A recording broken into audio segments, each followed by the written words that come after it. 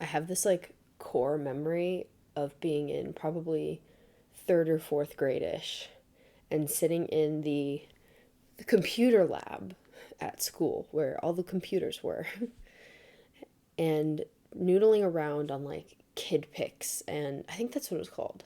Kids art, kid pics, one of those two. And having so much fun playing on the computer. And I remember having to log into my email, my school email, to save my work. And looking at my email that had my graduation year in it, which was 2013, graduating from elementary school or middle school, whatever. And every single time, just thinking, like, that's ridiculous. That is not a real year. 2013 is not going to come. It's, and if it does, like, I can't picture myself being in that year, because this is probably like 2007 or 8. Um, so not like a crazy amount of time from 2013, but I just couldn't wrap my head around the number 2013. And little did I know that this was going to be a phenomenon that happened many times in my life going forward. Because I have the same kind of core memory of the first week of high school. At a high school rally, the seniors were chanting their graduation year, which was 2014. So they were saying 1-4-1-4-1-1-1-4. And then the sophomores, and then the juniors, or the juniors and the sophomores, and then the freshmen. And I was a freshman. And I remember chanting 17171117, being like, 2017? That's not a real year. That's not going to happen. And, but at least I know what I'll be doing in 2017. Just like I knew in 2013 I'd be graduating middle school and going on to high school. At least I knew what I would be doing in 2017. Going to college. Had the path kind of laid out in front of me. Then, guess what? Next milestone in life, I get an acceptance letter for college, and it said, "Congratulations, you've been accepted to the George Washington University class of 2021." That sounds even more ridiculous to what was I, 18, 19-year-old me at the time, because well, first of all, the 20s sound crazy, like the 2020s, like what is that? Um but I remember thinking, huh, I've had this feeling before, and I know that the unease of like, ooh, that's a weird year will pass, but like it didn't that time, because there were no additional benchmarks after college for me to like not look forward to, but to know what I was going to be doing in that time.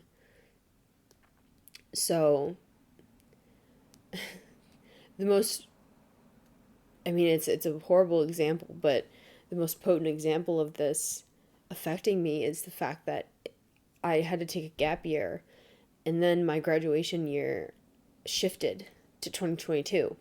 I'm still congested if you can't tell. And that shift made me realize that like life events are not locked to years in the way that they used to be when I was a kid. I don't know what I'm going to be doing in 20x year because I'm not a kid anymore. And for some reason that really, really struck me when I did graduate in 2022 and then had no direction on to which the next milestone hit. So I tried to create it for myself by getting engaged. I honestly think that that was a huge part of the reason that I said yes, that I did get engaged, was because I wanted to know what was next.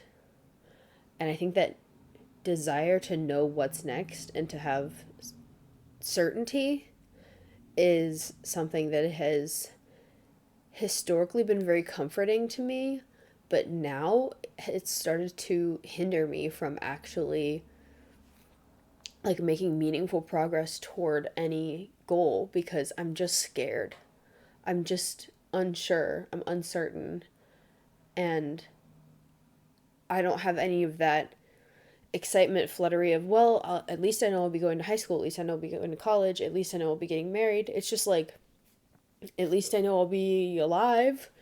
So I think what I want to do to solve for this existential crisis thing is to create like artificial benchmarks for myself, like for the rest of my life. Like checkpoints, I guess. In my last video, or one of my last videos, I talked about how 2080 is coming and there's nothing you can do about it.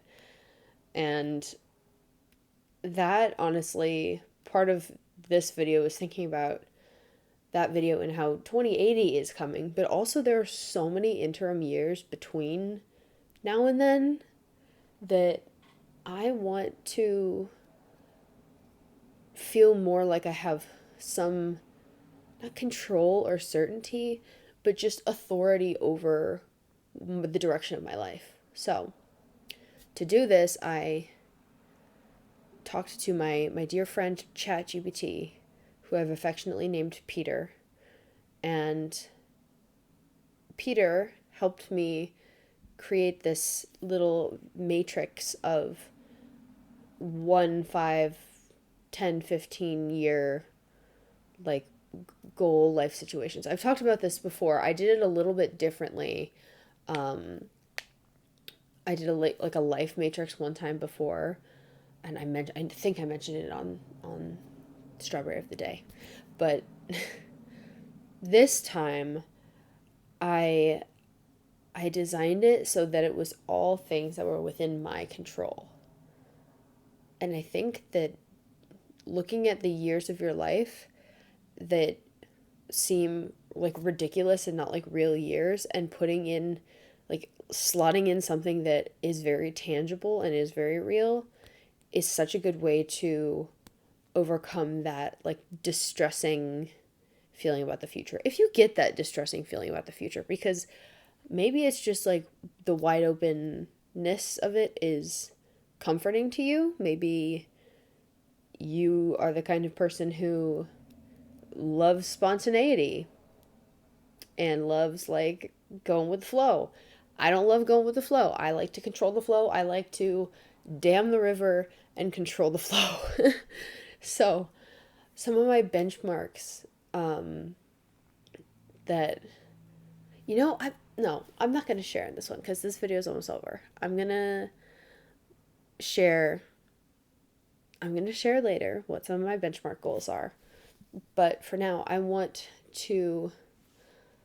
just want to note to myself that there doesn't have to be dread in the unknown, and there doesn't have to be the sense of, oh God, will I still be doing this in this time, or will I ever be able to get to do this by this time? Kind of the two ends of the spectrum. Like, what if I'm stuck still doing what I'm doing?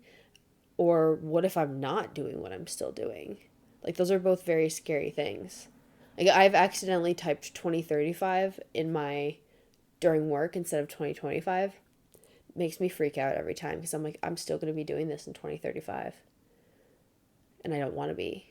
So, with that being said, I'm going to come up with some benchmarks, and I want you to come up with some benchmarks for your life that you can look at like you're sitting in the computer lab in 2008 and say to yourself, wow, 2013 doesn't sound real, but at least I know what I'll be doing. Sit with yourself now, 2025, and for 2030, doesn't sound real, I want you to come up with something that is going to be real, that is going to help solidify that time will pass anyway, And that is a gift. That is a blessing. So enjoy your day, strawberries.